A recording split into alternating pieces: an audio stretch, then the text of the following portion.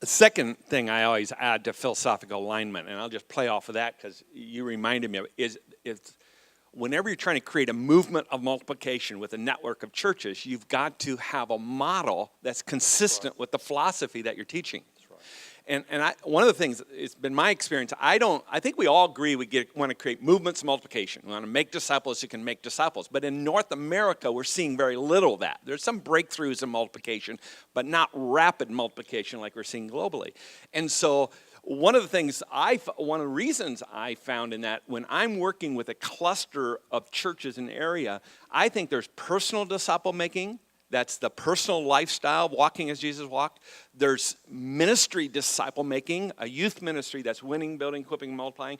There's segment multiplication, and then there's church multiplication, and then you've got regional multiplication. And I say this because what happens is we will push and say, you want to have multiplication on a personal level, you want to have multiplication on a church level, but then the regional efforts don't model the very thing we're arguing. We often keep offering growth stuff or equipping stuff, rather than what if we modeled from a region an outreach event that we can cooperate together. Because without a model, people have a hard time visualizing what you're telling them. For example, when you renovate a house, you can gut the whole house and renovate it all at once.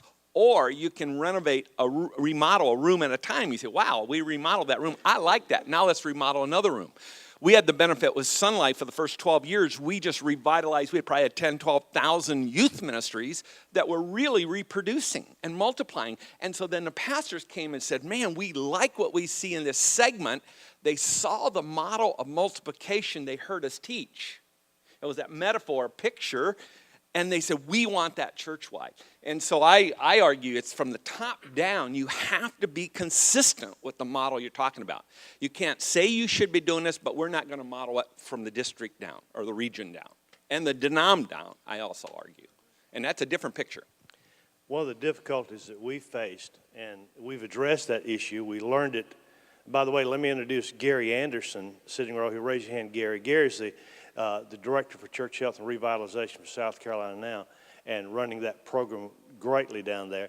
But one of the things that we've discovered, and much to our, I guess shouldn't have been to our amazement, but we found out the biggest problem is in leadership, pastoral leadership. Now, I'm not saying anything that you don't know already, but we discovered that one of the reasons why churches had gotten to the state of plateau and decline, one of the reasons why is because the existing leadership they had. It wasn't that the pastor didn't love the church, didn't have a heart for God, didn't have the abilities to pastor the church. But one thing that he lacked was the leadership skills to move it to the next level.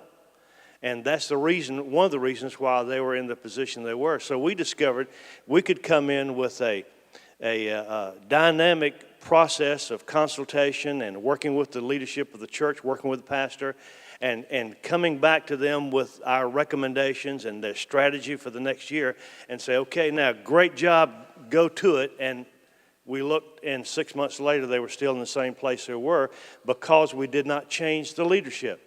And I'm not talking about changing the person.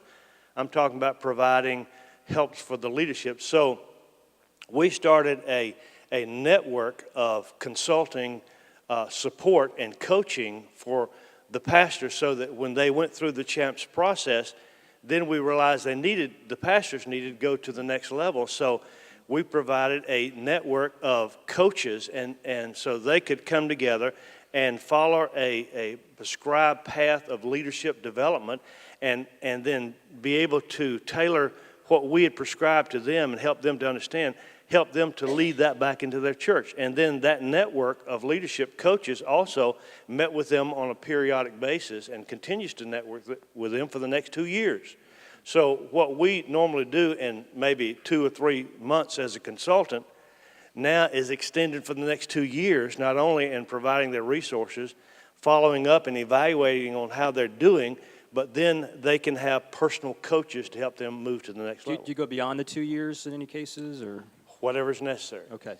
It's a much slower process, isn't it? Oh, yes, and any kind of change cannot happen. I mean, if God gets involved, he can change it overnight. That's his prerogative. But most of the time, it's done on a slow, systematic process.